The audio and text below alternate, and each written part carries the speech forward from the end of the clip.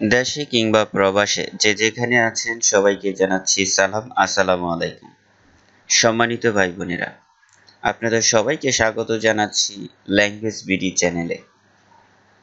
Language BD চ্যানেলের আজকের পর্বে আমরা শিখব ইংরেজি ভাষা শেখার কৌশল ১৩ নম্বর পর্বটি।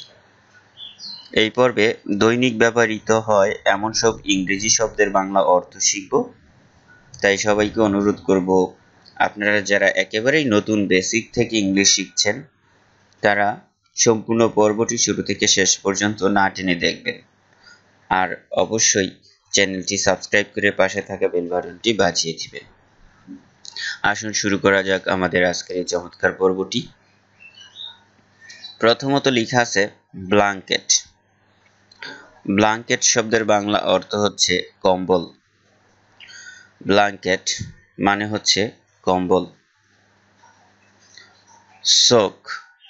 সোক শব্দের অর্থ হচ্ছে মোজা। মোজা এর ইংলিশ হচ্ছে সোক। পিলো মানে হচ্ছে বালিশ। পিলো, বালিশ। ওয়েল শব্দের বাংলা অর্থ তেল। ওয়েল, তেল। সল্ট মানে লবণ। সল্ট, লবণ। ফ্রাই মানে হচ্ছে ভাজা। ফ্রাই, ভাজা। ফিশ। ফিশ মানে মাছ। ফিশ, মাছ। বাটার, মাখন। বাটার, মাখন। Fish curry. ফিশ কারি মানে হচ্ছে মাছের তরকারি। মাছের তরকারিকে ইংলিশে বলে ফিশ কারি। ব্রেড অর্থ হচ্ছে রুটি। ব্রেড, রুটি। ফ্লাওয়ার, আটা। ফ্লাওয়ার, আটা। ইয়ক। ইয়ক মানে হচ্ছে ডিমের কুসুম। ইয়ক, ডিমের কুসুম। এগ মানে ডিম। এগ অর্থ হচ্ছে ডিম। কার্ড শব্দটির বাংলা অর্থ দই। কার্ড, দই। ফুড মানে খাবার। খাবারকে ইংলিশে বলা হয়ে থাকে ফুড। ফ্রাইড রাইস মানে মুড়ি। মুড়ি এর ইংলিশ হচ্ছে ফ্রাইড রাইস। পালস অর্থ হচ্ছে ডাল। পালস অর্থ ডাল। মিল্ক মানে দুধ। মিল্ক, দুধ। কফি। কফি অর্থ কফি। কফিকে ইংলিশে কফি বলা হয়ে থাকে। টি। টি শব্দের অর্থ হচ্ছে চা। টি মানে চা। আইস অর্থ বরফ। আইস মানে হচ্ছে বরফ। কেক মানে পিঠা। কেক অর্থ পিঠা। সুইট। সুইট মানে মিষ্টি। সুইট অর্থ মিষ্টি। চলে যাব পরবর্তী ওয়ার্ডে। লেখা আছে হানি। হানি মানে মধু। হানি অর্থ মধু। সুগার। সুগার মানে হচ্ছে চিনি। চিনিকে ইংলিশে বলে সুগার। ওয়াটার। ওয়াটার মানে পানি। ওয়াটার, পানি। ব্রেকফাস্ট। ব্রেকফাস্ট মানে সকালের নাস্তা। সকালের নাস্তাকে ইংলিশে বলা হয়ে থাকে ব্রেকফাস্ট। তারপর ড্রিঙ্ক।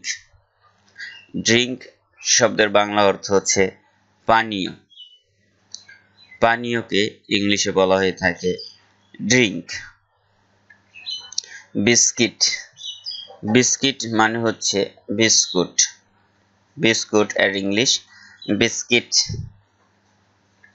কাউ অর্থ গরু, কাউ গরু। শিপ মানে হচ্ছে ভেড়া, শিপ ভেড়া। ডিয়ার, ডিয়ার মানে হচ্ছে হরিণ, হরিণকে ইংলিশে বলা হয়ে থাকে ডিয়ার। এরপর লেখা আছে বিয়ার, বিয়ার মানে হচ্ছে ভাল্লুক, ভাল্লুককে ইংলিশে বলা হয়ে থাকে বিয়ার। নেক্সট লেখা আছে ক্যাট, ক্যাট মানে হচ্ছে বিড়াল, বিড়ালকে ইংলিশে বলা হয় ক্যাট। পরবর্তী শব্দটি হচ্ছে গট, গট মানে হচ্ছে ছাগল, ছাগলকে ইংলিশে বলা হয়ে থাকে গট। এরপর ফক্স, ফক্স মানে হচ্ছে শিয়াল, শিয়াল এর ইংলিশ হচ্ছে ফক্স। তারপর ডগ, ডগ শব্দের বাংলা অর্থ হচ্ছে কুকুর, কুকুরকে ইংলিশে বলা হয়ে থাকে ডগ। শব্দগুলো মনে রাখার জন্য প্রতিটি শব্দ দিয়ে একটি বা দুটি সেন্টেন্স বানাবেন। যেমন বলতে পারেন dog is a faithful animal, dog is a faithful animal, কুকুর বিশ্বস্ত প্রাণী। নেক্সট ওয়ার্ড মিনিংটা হচ্ছে হুইল, হুইল মানে হচ্ছে তিমি, তিমিকে ইংলিশে বলা হয়ে থাকে হুইল। তারপর লেখা আছে র্যাট, র্যাট মানে হচ্ছে ইঁদুর, ইঁদুর এর ইংলিশ হচ্ছে র্যাট। তারপর লেখা আছে মাউস, মাউস শব্দের অর্থ হচ্ছে ছোট ইঁদুর, ছোট ইঁদুরকে ইংলিশে বলা হয়ে থাকে মাউস। সম্মানিত দর্শক, আমরা চলে আসলাম আমাদের ইংরেজি ভাষা শেখার কৌশল 13তম পর্বের শেষাংশে। আপনাদের যদি এই ভিডিওটি ভালো লাগে তাহলে অবশ্যই আমাদের চ্যানেলটি সাবস্ক্রাইব করে নেবেন এবং ল্যাঙ্গুয়েজ বিডি চ্যানেলের প্রত্যেকটি ভিডিওতে একটি করে লাইক দিবেন। আশা করি সম্পূর্ণ পর্ব জুড়ে ভবিষ্যতেও থাকবেন। অন্যান্য পর্বতে আমরা দারুণ সব পর্ব নিয়ে আসবো আপনাদের সুবিধার্থে। দেখা হবে পরবর্তী পর্বে, কথা হবে সেখানে। সবাই ভালো থাকুন, সুস্থ থাকুন। আল্লাহ হাফেজ।